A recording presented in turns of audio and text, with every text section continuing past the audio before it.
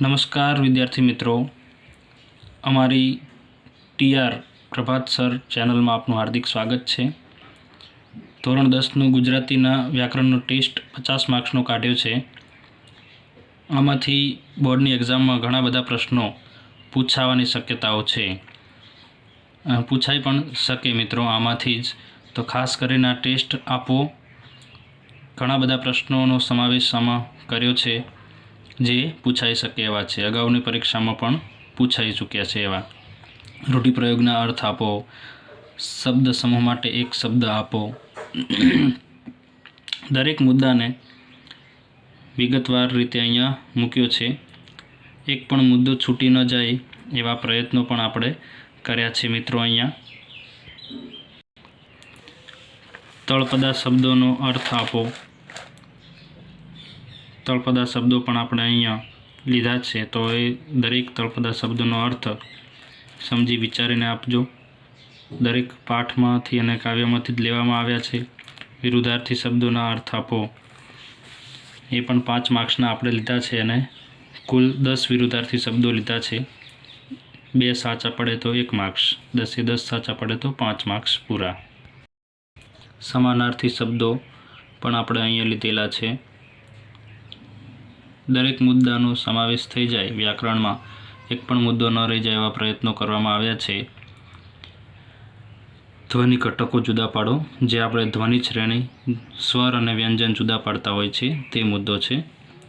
સંધિ છોડો અને જોડો, એ પણ 2 માર્ક્સનું છે મિત્રો। સમાસ ઓળખાવો, ત્યાર પછી સંજ્ઞાના પ્રકાર જણાવો, બરાબર। વિશેષણ અને ક્રિયા વિશેષણના પ્રકાર ઓળખાવો।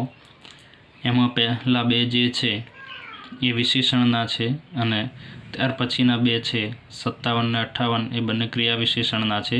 તમારી સરળતા ખાતર કહી દઉં છું, એટલે તમારે પ્રકાર ઓળખાવાના છે। વિશેષણ તો ખરા જ, પણ એની અંદર કયા વિશેષણ, એમ કયા પ્રકારના વિશેષણ છે એ ખાસ જોવાનું છે। ત્યાર પછી અહીંયા કર્તરી, કર્મણી, પ્રેરક વાક્ય રચના ઓળખાવો, એ તમે જોઈ શકો છો અહીંયા। તો 59, 60 અને 61 નંબરના જે પ્રશ્નો છે એમાં તમારે એ જે વાક્યોના કયા પ્રકારનું વાક્ય છે, કયા પ્રકારની વાક્ય રચના છે, કર્તરી, કર્મણી કે પ્રેરક, એ ઓળખાવાનું છે। ત્યાર પછી અહીંયા કર્તરી વાક્યો તમને આપેલા છે, એમાંથી ભાવેમાં પ્રયોગ કરવાનો છે, તમારે ભાવે વાક્યમાં ફેરવવાના છે।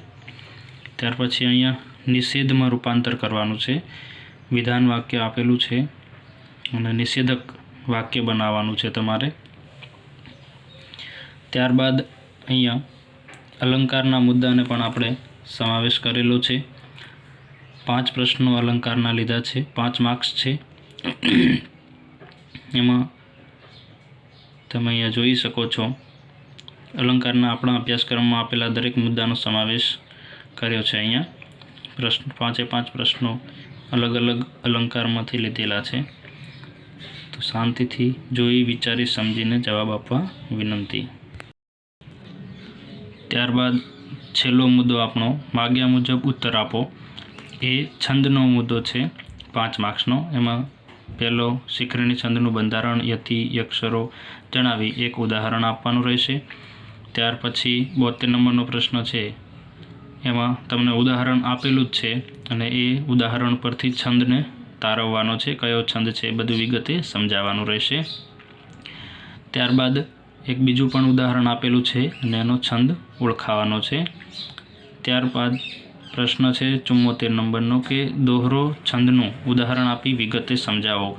તો દોહરા છંદનું કોઈ પણ એક ઉદાહરણ આપણે જે ભણ્યા હોય એ આપવાનું રહેશે અને સમજાવવાનું છે। ત્યારબાદ 75 નંબરનો પ્રશ્ન છે છંદ ઓળખાવો, એક ઉદાહરણ આપી દીધું છે અને એના આધારે તમારે નિયમો મુજબ છંદ ઓળખાવાનો રહેશે। તો સરસ મજાનો ટેસ્ટ છે મિત્રો, રસપ્રદ રહેવાનો છે।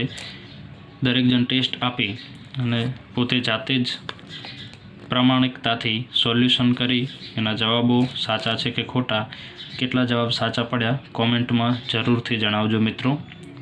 ફરીથી આવા ટેસ્ટ સાથે મળીશું। આભાર।